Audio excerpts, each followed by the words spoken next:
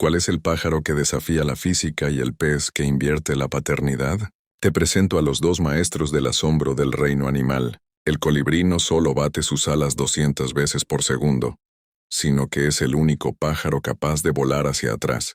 Su corazón late hasta 1260 veces por minuto. Es pura adrenalina en miniatura. Y el caballito de mar, el campeón de la paternidad.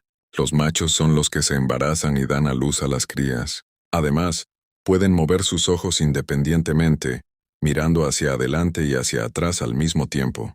¿No es increíble la naturaleza?